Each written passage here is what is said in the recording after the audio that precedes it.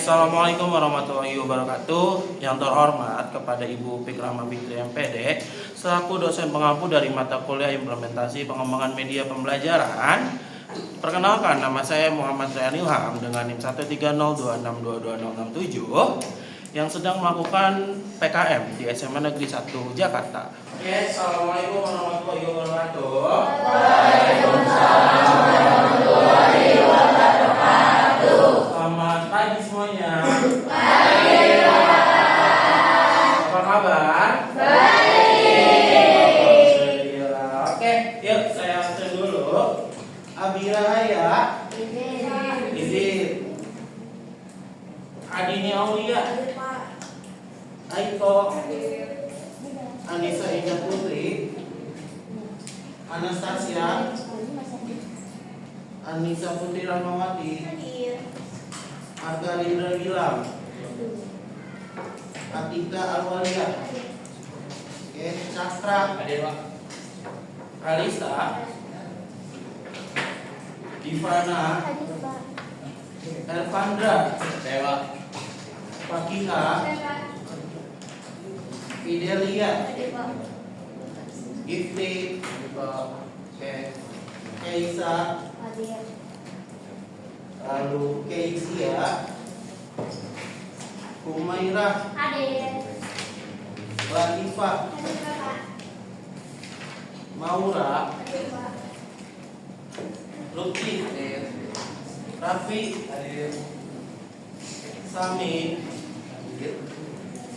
Nadia Hanun, Naisila, Raya, Kai, Levina, Rizky, Saras, Devi, Seni, dan Dubai. Oke? Oke, ada ya? Oke, kemarin kita sudah mengenal definisi gerak melingkar. Apa itu gerak melingkar? Gerak yang lintasannya berbentuk lingkaran. Nah, sekarang kita masuk ke gerak melingkar beraturan. Di gerak melingkar beraturan kita akan mempelajari tentang definisi dari gerak melingkar beraturan, karakteristik dari gerak melingkar beraturan, dan rumus-rumus dari gerak melingkar beraturan. Oke, sebelumnya adakah kelompok yang ingin maju untuk menjelaskan ketiganya tadi? Ayo, Oke, saya pilih kelompoknya satu aja deh. Assalamualaikum warahmatullahi wabarakatuh. Waalaikumsalam warahmatullahi wabarakatuh. Kami dari kelompok 1 bersama saya sendiri Revi Yulianti. Saya Anissa Putri Sofia. Saya Rifki Febrianto. Saya Muhammad Rafael Fatir. Di sini kita akan menjelaskan definisi dari GMB, karakteristik, dan rumusnya. Pertama, GMB adalah gerak melingkar beraturan. Didefinisikan sebagai gerak suatu benda melintasi lingkaran dengan kemajuan atau besaran kecepatan tetap. Selanjutnya adalah karakteristik. Yang pertama, karakteristik GMB adalah 1. Lintasan berbentuk lingkaran. 2. Dalam selang waktu yang sama, besar posisi sudut tetap. 3. Nilai atau besar kecepatan linear tetap arahnya berubah. Tetapi arahnya berubah. 4. Nilai atau besar dan arah kecepatan sudut tetap. Nilai atau besar percepatan tangensial sama dengan 0. 6. Nilai atau besar percepatan sudut sama dengan 0. 7. Nilai besar dan arah percepatan sentripetal tetap. 8. Nilai atau besar percepatan total sama dengan percepatan sentripetal. Jadi, rumus dari GMB adalah percepatan sudut sama dengan perubahan posisi sudut dibagi dengan waktu.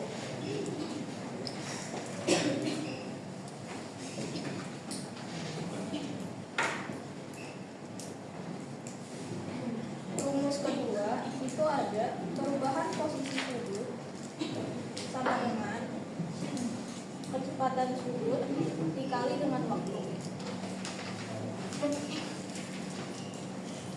Untuk posisi sudut akhir dikurangi dengan posisi sudut awal sama dengan posisi kecepatan sudut dikalikan dengan waktu. Berikut itu adalah rumus dari gerak melingkar beraturan. Terima kasih ke kelompok 1. Boleh kasih tepuk dulu dong.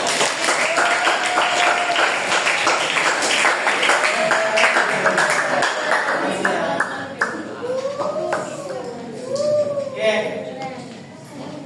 Nah, jadi tadi sudah disampaikan ya sama temannya bahwa gerak melingkar beraturan. Sebelumnya saya akan bacakan tujuan pembelajarannya.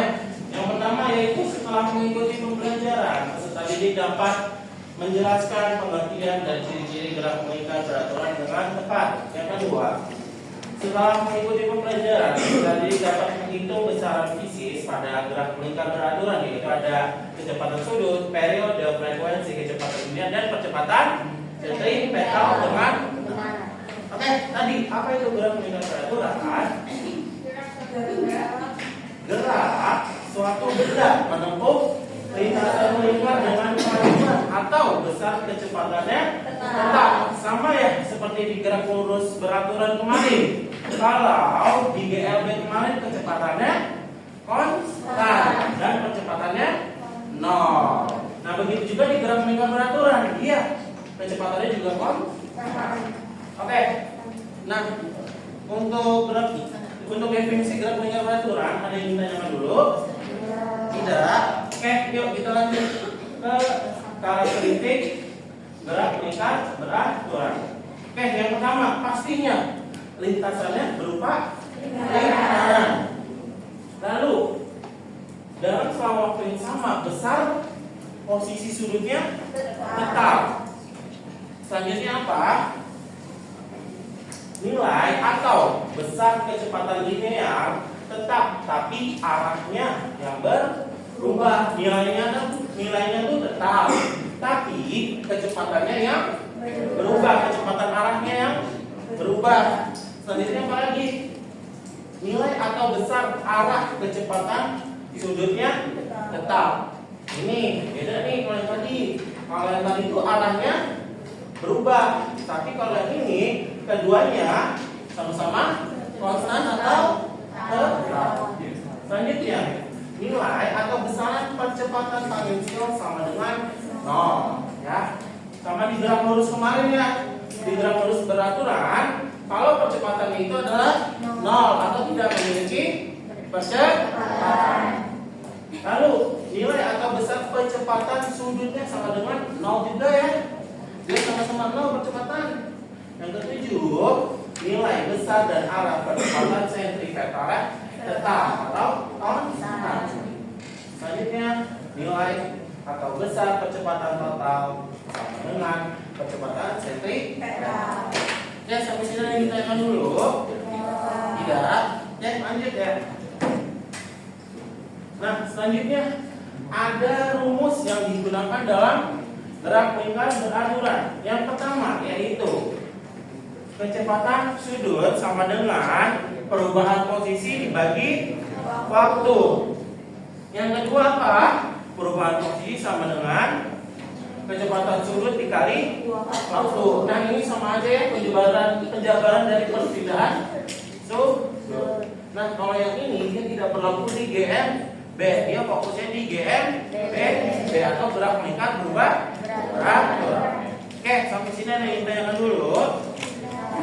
Oke, selanjutnya setelah kita mempelajari gerak melingkar beraturan, ada apa lagi?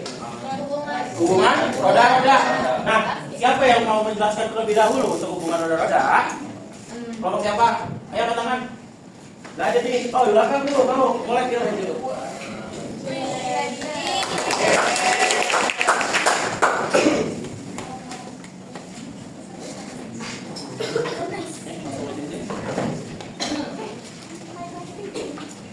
Oke, perkenalan dulu dong.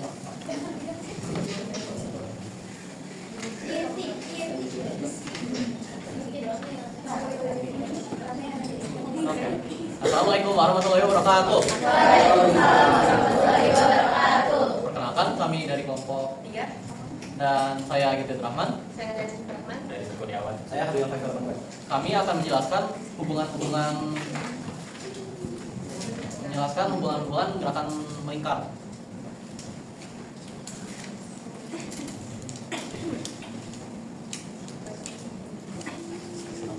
Yang pertama ada hubungan roda-roda sepusat atau seporos.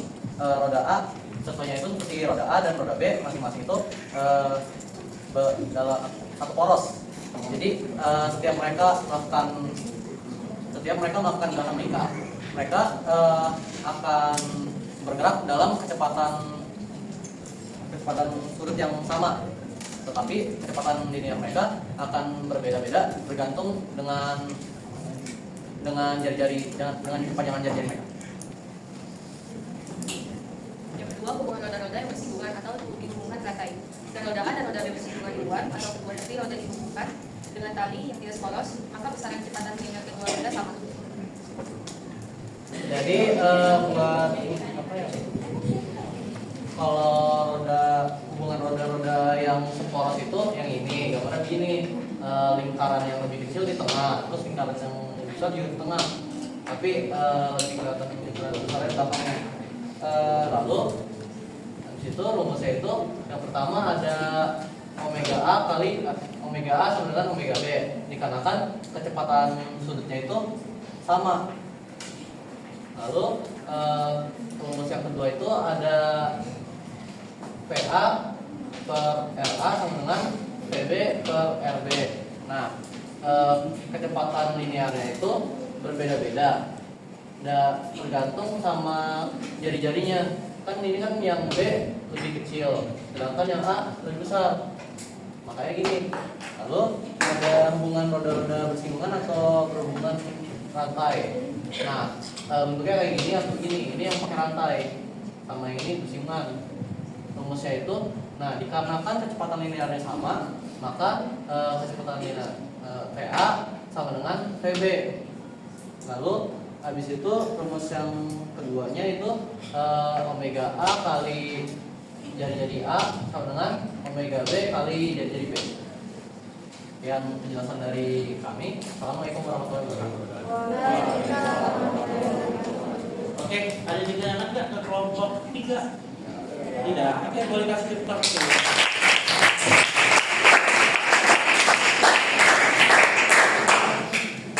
Oke, makasih kelompok 3. Oke, saya jelaskan lagi ya. Yaitu hubungan roda-roda dalam gerak melingkar. Ada 3 ya.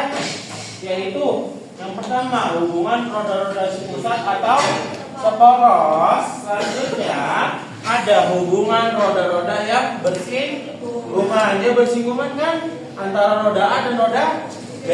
Nah, kalau yang ketiga yaitu yang dihubungkan dengan rantai, yaitu roda A dan roda B dia dihubungkannya dengan rantai. Oke, yang pertama yaitu hubungan roda-roda sepusat atau seporos. Nah, roda A dan roda B ini masing-masing itu berjari-jari A dan berjari-jari B. Yaitu dia makanya disebut dengan seporos. Nah, maka besar kecepatan sudutnya yaitu sama. Makanya rumusnya menjadi kecepatan sudut A sama dengan kecepatan sudut B. Nah, kecepatan sudut bisa kita jabarkan ya menjadi kecepatan linear di roda A dibagi jari-jari di roda A. Begitu juga yang ini sama dengan kecepatan linear di roda B dibagi jari-jari di roda B.